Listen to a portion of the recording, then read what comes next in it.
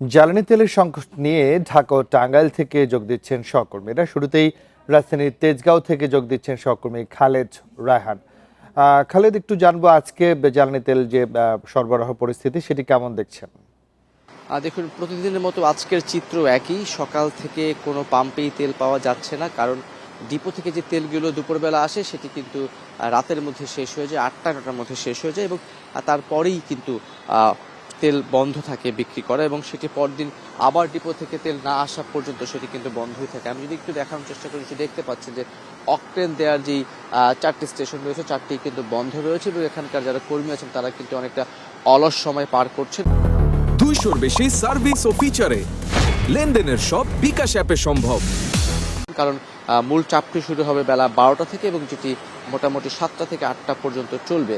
আর আমরা যে প্রতিবেদনটি দেখছিলাম সেখানে বলা হয়েছে যে শুধুমাত্র নতুন যে তথ্য সেটি হচ্ছে গতকালকেই সারা দেশে 87,000 লিটার অবৈধ তেল মজুত রাখার জন্য কিন্তু সেগুলোকে উদ্ধার করা হয়েছে বা জব্দ করা হয়েছে, এবং তার আগে 3 তারিখ থেকে 29 তারিখ পর্যন্ত 2,08,000 লিটার তেল মজুত করা হয়েছিল বলে কিন্তু অভিযোগ পাওয়া গেছে এবং তাদের বিরুদ্ধে ব্যবস্থা নেওয়া হয়েছে।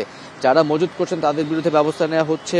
সরকারের পক্ষ থেকে পুরস্কার ঘোষণা করা হয়েছে, যদিও তেল পাম্প মালিক সমিতির দাবি যে তারা যেটি বলছেন যে তারা আসলে এই ধরনের মজুত যারা করছেন তাদের বিরুদ্ধে তারা সাংগঠনিকভাবে ব্যবস্থা গ্রহণ করবেন। দেশের যে চলমান সংকট, আসলে এটি বহির্বিশ্ব চলমান সংকট, দেশে কৃত্রিম সংকট তৈরি করে যাতে এই সংকটকে আরও দীর্ঘায়িত না করা হয় এমনটি কিন্তু গ্রাহকরা বলছেন। তারা যদি বলছেন যে সরকারের পক্ষ থেকে বারবারই বলা হচ্ছে যে পর্যাপ্ত পরিমাণে তেল রয়েছে, সেটি যদি হয়ে থাকে তাহলে কেন লম্বা লাইন? সেক্ষেত্রে যারা পাম্প কর্তৃপক্ষ আছে তারা বলছে তারা পর্যাপ্ত পরিমাণে তেল পাচ্ছে না, কিন্তু বিপিসি পরিসংখ্যান কিন্তু আবার বলছে যে আগের বছরে একই সময় যেই পরিমাণ তেল তারা পেতেন এখনো একই পরিমাণে তেল তারা পাচ্ছেন। ক্ষেত্র বিশেষে কয়েকটি পাম্পে হয়তো কিছু কম তেল পাওয়া যাচ্ছে, তবে অধিকাংশ ক্ষেত্রেই কিন্তু প্রায় কাছাকাছি তেলে তারা পাচ্ছেন। সেই ক্ষেত্রে একটি যেই একে অপরকে যে দোষারোপ সেটি কিন্তু রয়েছে। তবে বাস্তবতা হলো যে আমরা যেটা দেখতে পাচ্ছি যে প্রতিদিনই সকাল থেকে কোনো পাম্পে তেল পাওয়া যায় না এবং 8টা বা 9টার পর থেকে কিন্তু কোনো পাম্পের তেল থাকছে না। মোটামুটি দিনের এই মধ্যে যে ভাগটি রয়েছে 12টা থেকে 8টা বা 9টা পর্যন্ত শুধুমাত্র তেল পাওয়া যাচ্ছে। এবং আজকে সরকারের পক্ষ থেকে যেটি প্রত্যেক মাসে হয়ে থাকে, সংকটের আগেও একই অবস্থা ছিল, প্রত্যেক মাসে এটা হয়ে থাকে, জ্বালানি তেলের দাম নির্ধারণ করা হবে। আজকে একটি বড় দিন, যেহেতু জ্বালানি তেলের দাম নির্ধারণ করা হবে, দাম কি আদৌ বাড়ানো হবে কিন্তু বিশ্ববাজারের সঙ্গে মিল রেখে নাকি এখন যে অবস্থা আছে সেই অবস্থায় রেখে সরকার ভর্তুকি দিবে, চলমান যে সংকট সবকিছু নিয়ে হয়তো আজকে আরও একটি বিস্তারিত জানা যাবে। খালেদ, আপনি সঙ্গেই থাকবেন। আমরা এবারে টাঙ্গাইলের দিকে নজর দিতে চাই। টাঙ্গাইল থেকে যুক্ত হচ্ছেন সহকর্মী মামুনুর রহমান। মামুন, ঢাকার অবস্থা আমরা জানছিলাম, তো টাঙ্গাইলে আজকে জ্বালানি সরবরাহ পরিস্থিতি কেমন দেখছেন? পাম্প মালিকরা কি বলছেন, আর যারা গ্রাহক তারা কোনো অভিযোগ করছেন কিনা? গ্রাহকদের কথাই বলে, গ্রাহকদের অভিযোগের শেষ নেই। যে জায়গাটাতে দাঁড়িয়ে আছে, ঠিক মিনিট 5 আগে সেখানে একটি বাস এসেছিল জ্বালানি নেওয়ার জন্য, ডিজেল নেওয়ার জন্য, কিন্তু এই পাম্পে ডিজেলের মজুদ শূন্য রয়েছে, অর্থাৎ এই পাম্পে কোনো ডিজেল নেই। এখন যে লম্বা সারিটি দেখা যাচ্ছে এটা হচ্ছে মোটরসাইকেলের জ্বালানি নিচ্ছে। এই মোটরসাইকেল যে জ্বালানি নিচ্ছে, আপনি জানেন যে এখানে পেট্রোল এবং অকটেন দুই শ্রেণীর জ্বালানি মোটরসাইকেল গ্রাহকরা নিচ্ছে, কিন্তু এই পাম্পে শুধুমাত্র পেট্রোল রয়েছে, তাও সেটা দুপুর নাগাদ শেষ হয়ে যাবে।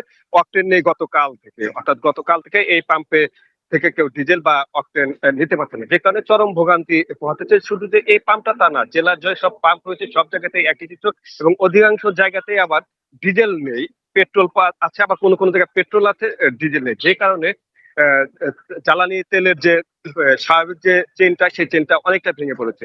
যদিও মালিকদের সাথে কথা বলে খুব বেশি সত্যতা পাওয়া যাচ্ছে না বা খুব বেশি তথ্য তারা দিচ্ছে না। যে পাম্পে আছে এই পাম্পের যিনি ম্যানেজার আছে তিনি যেটা বললেন যে গতকালকে তাদের ডিজেলের মজুদ শেষ হয়ে গিয়েছে এবং পেট্রোল অক্টেনের মজুদ শেষ হয়ে গেছে, এখন শুধুমাত্র পেট্রোল আছে, এটাও দুপুর পর্যন্ত চলবে।